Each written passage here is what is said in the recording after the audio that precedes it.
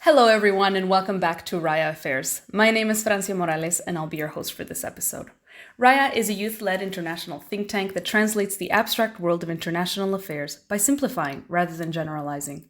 RAIA is a place where you come to learn about the stories and worries of political leaders, the behind the scenes of decision makers, and how politics impacts and changes your life. This is RAIA Affairs, filling you in wherever you are. As always, I would like to issue a disclaimer that expressed opinions in this episode are welcome, even though they may not be a direct reflection of RAIA, as we specialize in unbiased writing. This episode is the sixth and final in a series as part of the IExRAIA Summer Research Program of 2024. RAIA has invited 12 IE students to join our think tank and spend 9 weeks researching a figure from around the world to try to answer a simple question. Are they a climate leader? During their research, students have done a deep dive of the person's background, policies, and the impact of said policies in an effort to bring light to the diverse ways in which every person, no matter the role that they play in society, can contribute to the global climate change policy framework. Here to talk about Sheikh Hasina from Bangladesh, we have Mariana Gamez and Aimée Wolff. Would you like to introduce yourselves to our audience? So hello, my name is Mariana. I'm a second year going into third year BBA BIR student at IE University. I'm actually Spanish but have lived my whole life abroad, and I'm very happy to be here talking about and discussing Sheikh Hasina. Hello everyone, so my name is Aimée Wolff and I'm also going into third year of International Relations at IE University in Madrid. And I am French and German, but have also lived my entire life abroad, and excited to talk a little bit about Sheikh Hasina today. Thank you so much for your introduction. It's very lovely to have you on the podcast today, and I'm very much looking forward to speaking about Sheikh Hasina with you. Before we begin and dive into the leader that you've been researching for the past weeks, I have to ask you a question that we ask all of our guests. So could both of you tell us which leader, either dead or alive, who has impacted the world would you want to have a conversation with? Mariana, you go first.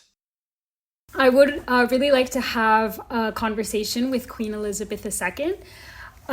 So as the longest reigning British monarch, she witnessed tremendous changes to both the political and cultural global landscape, and also significantly influenced historical events. And so during her reign, she oversaw, for example, the transformation of the British Empire to the Commonwealth and all the era of decolonization. So it would be really interesting to discuss her role and the role of the monarchy in that sense, and also discuss her role in international diplomacy and how she was able to adapt to this new climate. She was also quite an impressive leader, in my opinion, being respected, committed to her duties, and also very loved and a unifying figure for a lot of people, despite the political differences of every individual. So I think it would be quite interesting to have a conversation with her. I agree. That is a very nice answer. What about you, Aimée? So I have to go for a very German answer, and it would be Angela Merkel, because I think that as someone who's studying international relations with politics, and I have a very complicated relationship as well with Germany, especially with the recent changes that have been going on, I think that I find her way of leading, or the way she led Germany for 16 years, which is astronomical, very inspiring, not only as a woman who had quite a very evidenced, very analytical approach, which is something that I think was lacking beforehand and is lacking now in Germany and in the European Union per se as well. And also the way that she had this open door policy, I think it was very deeply marked Germany in 2015 with the refugee crisis, and it's something that I found amazing. I think it's something that not every leader would have done and is not doing, and I think it was just very important for someone to step up and do that. And I think that was the first time where I was really very involved in politics and started to gain more interest in wanting to study it as well, because before I would have never maybe thought about studying politics. So I think Merkel really shaped that for me personally, and as a person I think she's just so smart. I mean, the fact that she studied physics and then went into a political career, and she's still able to use that methodology, and you can kind of see it, I think, in the way that she presented herself. And I think it would be really cool to talk to her. I actually once bumped into her when I went to the orchestra in Berlin, and I was like, she's just chilling, and she has such a great how you see her as well. She's very present, even though she's not that tall. So I don't know. I think I would really enjoy speaking to her. I think I'd be very intimidated, but yeah, I think that would be my answer for who I'd want to talk to. It's good to feel intimidated by your heroes. I think that's a really nice answer. I recently met a woman, and I took a class with a woman who worked for Merkel, and she was one of the speechwriters at the time for the federal government in Germany. And very much in line with what you're saying about Merkel's presence and the general standard that she sets for the people around her. This woman spoke about how working with Merkel meant that she was the hardest working person in the room at all times. And it really meant that everybody had to just try to keep up with her, because no matter how prepared everyone was, she was more prepared. And I also admire that in her person. And I think I would agree. I would hope that you invite me if you ever go to dinner with Angela Merkel. I would hope that I'm also there. So thank you very much, ladies, for your answers. With this, I think we've set a good environment to go into the questions about your leader, another female head of state or government, which is Sheikh Hasina from Bangladesh. But before we go into the questions about her policies, could you please tell us, who is Sheikh Hasina? Yeah, so Sheikh Hasina is the current Prime Minister of Bangladesh, and she's currently serving her 5th term as the head of the state of the country. She served her first term in the late 90s, and then is currently serving 4 consecutive terms since 2009. And so she was born in 1947 in East Pakistan and is the daughter of a very renowned politician in Bangladesh named Sheikh Mujibur Rahman, who was the first prime minister of an independent Bangladesh. And she comes from a very prominent dynastic family, and her political involvement is very much linked to this idea. And she is the president of the Awami League, which is the political party obviously currently now in power. And an interesting thing about her is that, well, interesting and sad as well, but it was after the assassination of her family, including both her parents and her siblings, in a brutal military coup in 1975. That's when she began really focusing on a political career, and her political motivations are shaped around maintaining her father's and her family's legacy. And so she suffered immense setbacks, including, well, what I just mentioned, as well as several assassination attempts on her life, arrests, and a lot of opposition. But she has been credited with significantly increasing and improving the socioeconomic levels of the Bangladeshi population, and as well pertinent to what we're going to discuss, to developing a very strong climate strategy in the country. For example, in very famous achievement of hers was that in 2015, she won and received the Champions of Earth Award by the UN as a testament to these efforts. And also Bangladesh in 2015, so a very good year for her, she Bangladesh achieved lower middle income status, which was something that they've been trying, coming from one of the poorest countries in the world in the 1970s to that is a very big milestone, and it's credited to her because she's put so much effort into achieving this milestone. And then some of her policies are kind of centered on poverty reduction, increasing socioeconomic development, as well as gender equality. However, that is not to say that she does not face any criticism whatsoever. Bangladesh still remains a very corrupt state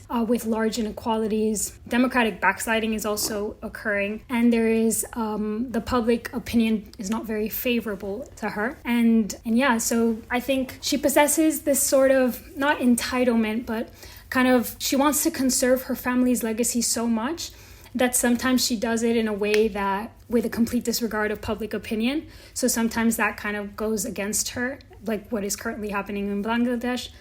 So yes, I'm ending it kind of on a sad note, but that's basically her.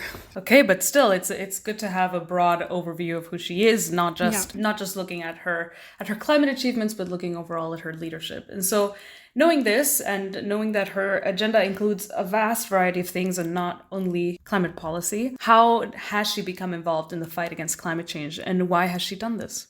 Yeah, so in terms of her role as a climate leader, so Sheikh Hasina is very aware of the vulnerability of Bangladesh So in terms of her role as a climate leader, Sheikh Hasina is very aware of the vulnerability of Bangladesh, as it's one of the most threatened countries to the changing environmental landscape. The country has a lot of coastal area. The country's geography, low typology, it makes it very prone and vulnerable to cyclones, flooding, and climate displacements. So she's very aware of this. So she's put a lot of money and investment and effort into kind of redirecting the path of Bangladesh, because she understands that the climate change isn't just an environmental issue, but it's a development issue for Bangladesh as a whole. She has proposed many coordinated environmental plans. She set up, for example, the Climate Change Trust Fund to fund all of these projects and kind of encourage other countries to do the same. And she dedicates a large portion of the annual budget to climate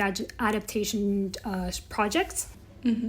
But can I just add one thing to that? Like the last statement that Mariana made about the Climate Trust Fund. I think that one thing that we had to also keep in mind when doing our research was that a lot of the numbers seemed amazing, but with further research, we could see that they were not necessarily always transparent. And I think that's something that also with like backsliding democracy has to be mentioned. We don't really have numbers where we can definitely say, oh yes, this is correct, this is how much was actually allocated, this is how much was actually reached, because we only have it from one perspective because of lack of other institutions also having an overview. So the UN, the FAO, sometimes had like little updates, but they weren't very concrete. So I think it's something we always had to keep in the back of our mind when considering how much was actually achieved through policies that we'll mention later on.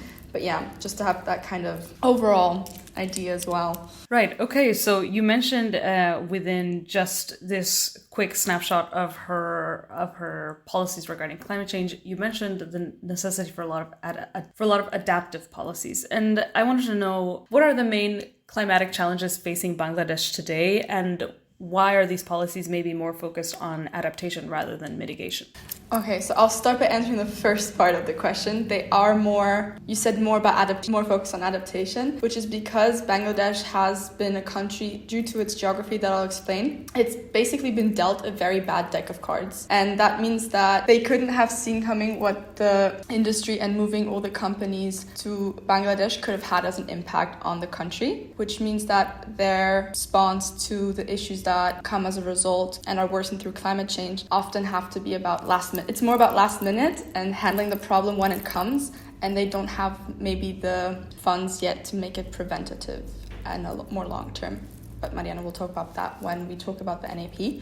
And regarding the challenges themselves, so as mentioned, Bangladesh has a low-lying topography and a very high population density that is situated within a delta system. So if you look at Bangladesh on a map, it's really beautiful, but there's so many little rivers going into the country that are connected to the ocean, which means that there's also a direct intrusion of salt into the soil. And one of the most pressing issues with that is the sea level rise, which poses a major threat to those low-lying coastal regions. And predictions suggest that a sea level rise of like just 45 centimeters could inundate 10% of the country. And it doesn't sound like a lot, but it is a lot when 30% of the country lives there. And it's especially concerning if you think about all the people that are dependent on agriculture and fisheries for their livelihoods in those areas specifically. And as mentioned, these rising sea levels also creates the issue of salinity from the sea, which is harming the productivity, but also the freshwater resources, which creates food and water security challenges, and while the potential displacement of up to 30 million people from coastal regions, which highlights the socioeconomic link between this issue. And there's also the change of weather pattern that has to be highlighted,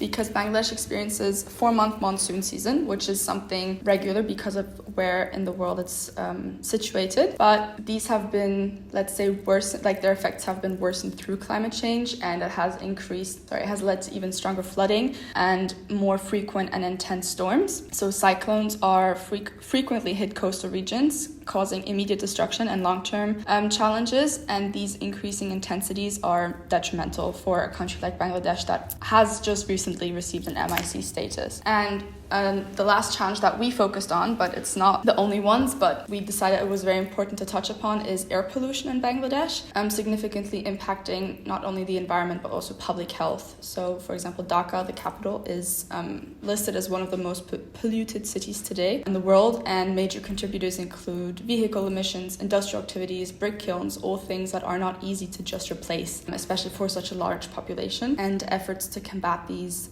initiatives include like the Clean Air and Sustainable Environment Project and the CCAC, which we'll get into in later as well, which aim to reduce such emissions. So this is a bit of an overview of the main challenges. Could you now expand on how each one of these issues has been addressed? So you've already mentioned an initiative having to do with adapting to soil salinity and the one you just mentioned about the pollution.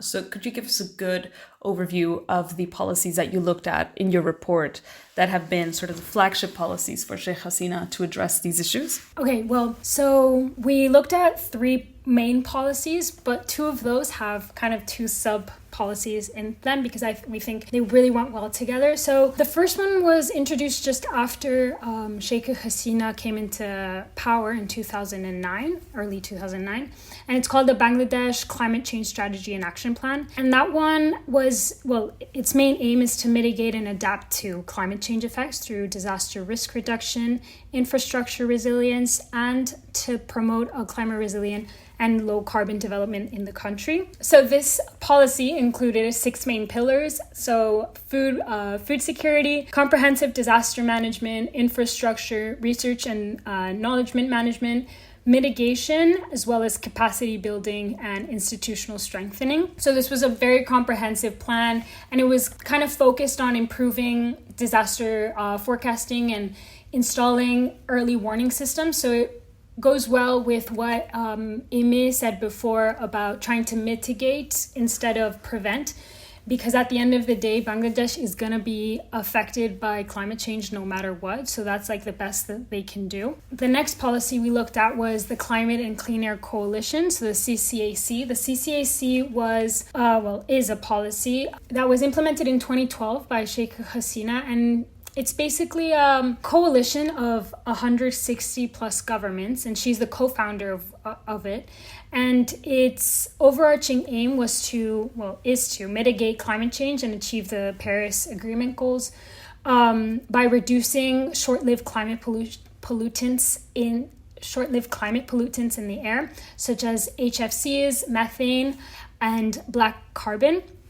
Specifically for Bangladesh, they committed to reducing emissions through a decrease of black carbon by around 72% and methane by 37% by 2040. So the CCAC is a very important policy because it addresses the problem of air pollution, and it was very good for Bangladesh because it was able to receive a lot of recognition and support for its projects, it's a lower middle income country, so it doesn't have that many funds to kind of put into all of these projects. So it was good to receive all that help and also technical help to further all of these policies. And this goes along with the Energy Efficiency and Conservation Master Plan, which is also addressing air pollution. So it was just to increase energy efficiency, and to make people aware of all of these issues. And the last one was, it's still ongoing, and it's very long term. It's the National Adaptation Plan, and it's very complementary to the Delta Plan 2100, which is focused on implementing long-term integrated adaptation projects to enhance climate resilience, protect water resources, and secure food production and urban infrastructure. It's a focus on water resources, fisheries, aquaculture, and livestock, and all that has to do with that. This plan aims to protect around 1.1 million hectares of croplands from flood and inundation, storm surges, sea level rises, and salinity. So it addresses the second challenge that Aimée mentioned, which is Bangladesh is very vulnerable to water disasters. So these 2 policies are very focused on that. What are the main obstacles that Hasina has had to overcome when attempting to address these issues? I mean, clearly, you mentioned that a lot of the impacts of climate change Bangladesh is already living today. So what are the obstacles to trying to address them? So, Mariana, do you want to answer that, or do you want me to go for it? You can start, and I'll add anything if I think one of the biggest challenges is she has, from what we've learned, she has a bit like Angela Merkel, she has a very strong-minded. She's not very malleable when it comes to her opinions. She's also referred to as like Asia's Iron Lady, because she's got a certain grip on her government and the people around her. She has a reputation of kind of surrounding herself with yes men when it comes to people that are also implementing those policies. She'll often have people be like, yes, of course, this is going to work well. And I think that that's an obstacle that she put herself, because obviously that means that she's not always going to get the feedback that might actually help the country move forward in the way that she wants it to. Like, she has the right intentions, I believe, or we believe. Another obstacle would also be just the fact that it is not a rich country regarding GDP. It doesn't have that budget allocation that maybe an EU country or even like the US, China can put on, because it struggles with so many different things that are interconnected. It's difficult to allocate certain specific numbers, which are billions or trillions, which it would need in order to actually move forward without having to continuously face these issues.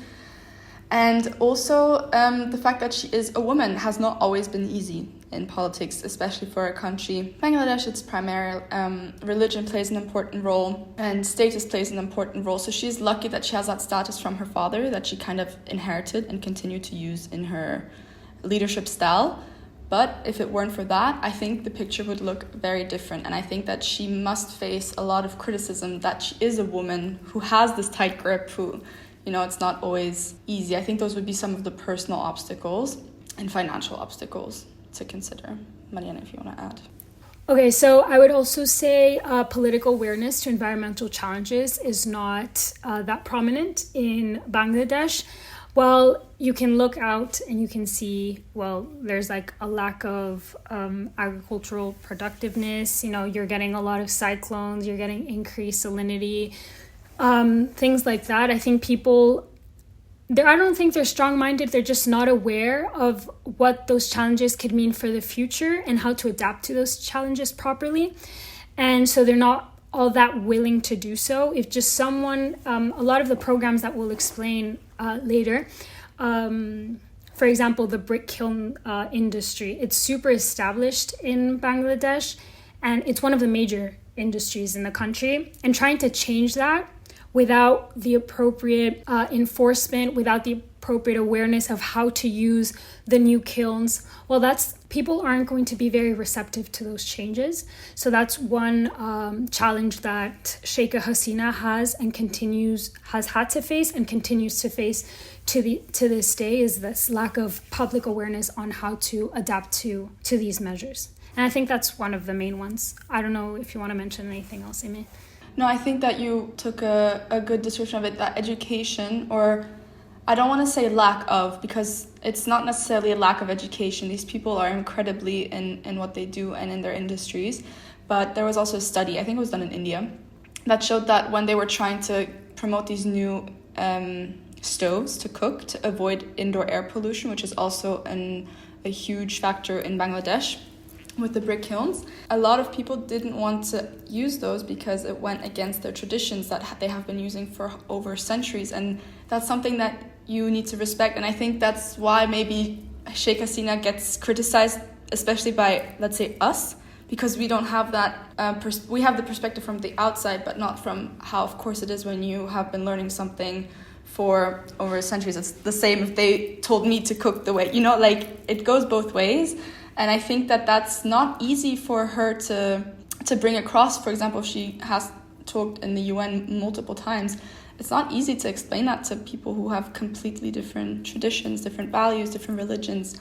And I think that's why I respect her a lot. She's trying to bring that across in a very respectful and educational manner.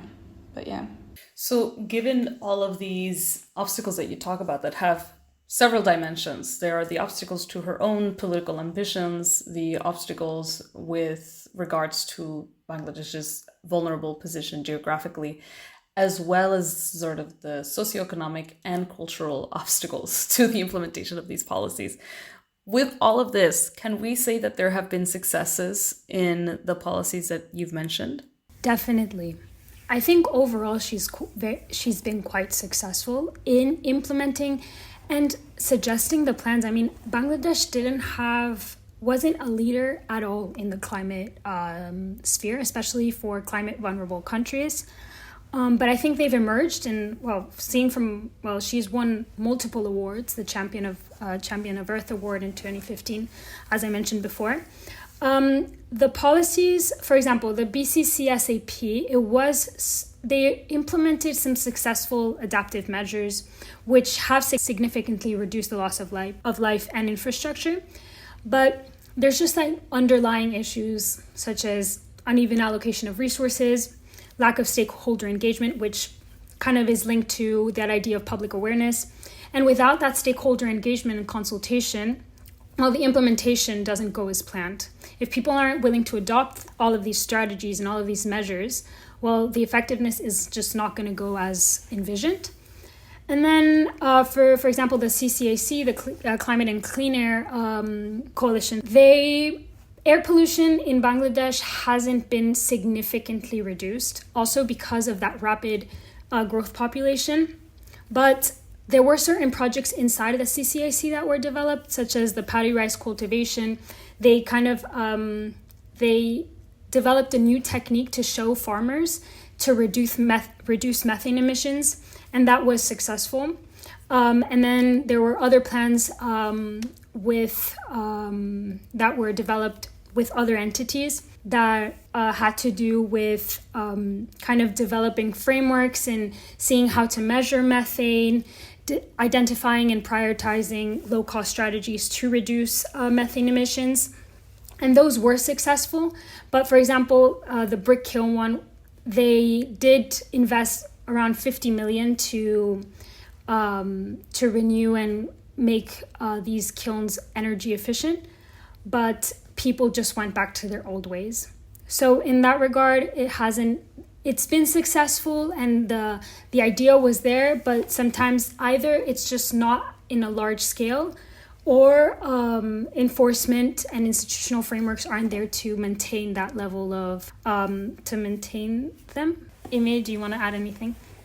I think you addressed it really well. I think the biggest issue that's where it was highlighted, this lack of transparency through the BCCSAP, with like stakeholders not being updated regularly, allocations not going where they were supposed to go. But it's still, it happens in almost every country, and I think we need to be honest about that. And it's just, okay, the question was if it worked, and that was more mixed.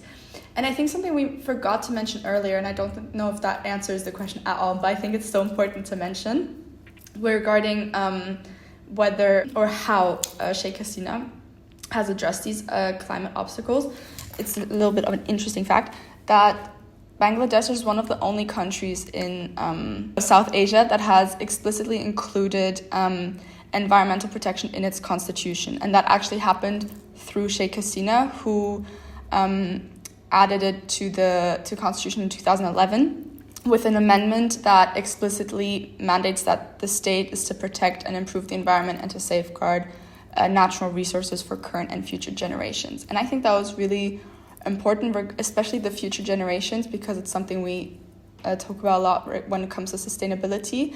I think the fact that that was written into the constitution also highlights that they're going for it in the long term. They are trying to become more preventative. They are trying to make it more robust in a way. And I think the policies that we went through kind of reflect that to a certain extent. Yeah. Along those lines, I forgot to mention, I feel like we were just mentioning negative aspects, but Sheikh Hasina has also, she's made a lot of like departments inside of Bangladesh specifically centered on climate change. And so, for example, she, in 2012, I think, she established a distinct authority for climate change. It's called the Sustainable and Renewable Energy Development Authority.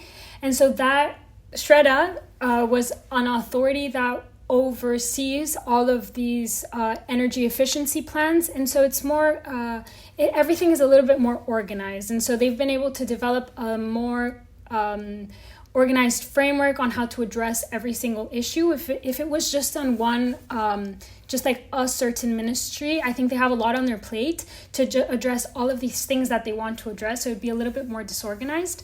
And also, it's important that Sheikh Hasina has realized that she can't do it by herself. And so she relies on a lot of expert opinions from other countries. For example, in the Delta Plan, she relied on Dutch experts to develop all of, the plan in itself, and kind of transfer the knowledge that they have into Bangladesh to be able to develop a plan that was actually worthwhile. Yeah, and also entities like state entities, as well as the World Bank and all of these institutions have given their support. And so if these institutions are highly regulated, so it's unlikely that they would give Bangladesh their money without any evidence that they're going to succeed and that they're not going to mismanage their funds in that big of an extent. So these entities that are supporting Bangladesh with investment funds kind of trust Bangladesh to do a good job. And so that projects a better image that Bangladesh and Sheikh Hasina will achieve something in the future. Wow. Okay. Yeah. I think that's a very good way to conclude that assessment. So what we can understand and take away from what you're saying is that there was not only the innovation of certain programs to address certain issues, but overall, from a top-bottom approach, there has been a concerted effort to organize the Bangladeshi government in order to address issues now and in the future, which I think in itself is also a great feat that she has been able to do, or her government has been able to do, because obviously she doesn't act alone. So could you tell us what our audience can learn from the case of Bangladeshi climate policies? So regarding what we can learn from the case of Bangladesh through their climate policies is that, for one, it highlights the significant role of political stability and good governance, and how it plays to have a successful implementation of climate policies. This is, for example, highlighted with recent issues that have been going on in Bangladesh regarding a quota reform that hasn't been implemented. And it just shows that small things like that can bring the country to a halt when it comes to protests, when there's a lot of strikes. And it's still very violent to a certain extent.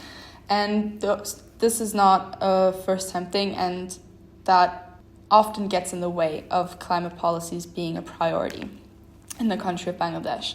So I think that what we can learn from that is that the importance of a robust governance frameworks and political will in driving climate action is incredibly important. And I think something very beautiful, let's say, that we can learn from Bangladesh and the way that Sheikh Hasina has led is by working together with other countries. Those coalitions are only a couple that we mentioned, but the country relies a lot on know-how from other countries, on expert opinions, and I think that that's something we should all be more open to doing, as especially maybe here in Europe. It's because it's not only for you that you want to do it. If you want to do it for future generations, you want to make sure that your country can grow economically, that you have a population that is supportive and has a high level of well-being, then it's not always a bad thing asking for help. And I think that that's something that Sheikh Hasina has learned to do a lot more with time. And also the fact that she has prioritized socio-economic goals. And I think that we are very quick to say, oh, but economy is not the most important thing, but it is important in order to become more sustainable. You need to have a robust economic system first. And I think that she did that in a pretty well manner, that she was able to say, okay, first let's reach this MIC target, and then from there we can see how we're gonna work with future funds, how we're going to allocate budgets, etc. And I think that those are only some of the things that we could, learn from her and the way that Bangladesh has handled climate policies. Great. I do think that that's a really good way to put it, and it segues us nicely into the end of our interview today. You've kind of already alluded to it through what you've been saying about her policies, what you've been saying about the obstacles that she has had to overcome. But in your own words, could you tell me and our listeners if Sheikh Hasina is a climate leader? Okay, this is a question that Mariana and I have struggled to answer because of the back and forth. So if you want, I can start with maybe my overall opinion, because I think they still differ a little bit. And then Mariana, you can add or whatever you want. In my own words, I'd say that Hasina has earned a lot of significant brownie points as a climate leader on the global stage. I think that under her leadership, Bangladesh has taken extremely proactive measures in addressing climate change, both domestically and internationally. And her efforts have been acknowledged, I think, through those awards, for example, and these coalitions that she has created. And I think that through her advocacy, she has pushed for stronger commitments from high-emitting countries and greater financial support for climate adaptation and mitigation. So I do think that she has what it takes to be a climate leader. However, I think that her tenure has not been without criticism and competing priorities, and which is normal. As a leader of a developing nation, you face immense pressure to foster economic growth and maintain political stability. And I think balancing these demands can sometimes divert the attention and resources from climate initiatives. So I would have to say that it is a yes, she is a climate leader, but there have issues that may contradict them at times. Mariana, I don't know if you want to add anything. Yeah, and I agree with that. I think due to her initiative as a person, her willingness to contribute to a prosperous Bangladesh, and she's also been able to recognize that Bangladesh is extremely climate vulnerable. She's been able to secure, like Aimée mentioned, a large network of people and money to propagate that sustainability agenda. And I think those investments just don't come only from a need. I think you need to have a little bit more than a need to convince all of these people to support you. And so she has been able to transmit a true vision of what she wants Bangladesh to look like. And this comes with, she's always been the first to submit the national action plans. She has spoken with so many not climate leaders, but leaders around the world. She gives a lot of panels on what she wants to see what she envisions the future to look like. And she's also been very proactive in assisting other climate vulnerable countries through the exchange of ideas and knowledge, such as with the Climate Vulnerable Forum, for example. And so she's been able to demonstrate that that climate change is a reality that is both decisive and it is possible to adapt to. And through this, she has shown other developing countries, that it's just that we had this part written out and it was quite good. It said she's been able to grow the relevance of Bangladesh in the climate sphere, but also set the path for other developing nations to follow suit. And I think that's something important, which makes her a climate leader, her example to other countries. Very good. I think that those are both really good assessments of what she does. I have to say, in my history of studying developing countries, and given that most of my time is spent studying developing countries and not really studying developed nations, I also tend toward the cynicism of, sustainability is a really good way of getting other countries to give you money for development, especially if you want to say, I'll develop sustainably. But you make a really good point, Mariana, in saying that it's not only that she's doing it for the short-term gain of receiving funds in order to develop, but that she set up a future vision for a time when she will no longer be the leader of Bangladesh, and the fact that she's also responsible to make sure that she's proactive in her contributions to the international community. And so I think that this creates a really good assessment of Sheikh Hasina. And with that, we close our episode today. Aimée, Mariana, thank you so much for coming to speak with me today. It has been a joy to have you on RAIA Affairs. Thank you so much for having us. I really enjoyed listening to you guys speak about your report. I'm really looking forward to reading the final product. I'm looking forward to reading your article. And to any of our listeners who like today's episode, you will be able to find Aimée and Mariana's report and article at our website at raiagroup.org. If you like this episode, also make sure to share with your friends. And if you like this episode, RAIA Affairs publishes regular episodes with our host, Nicola Minaya, which you can find on Spotify or anywhere where you listen to podcasts. You can also find any announcements of our podcast episodes on all of our social media, including Instagram, Twitter, and LinkedIn. Thank you so much for listening, and we'll see you in the next one.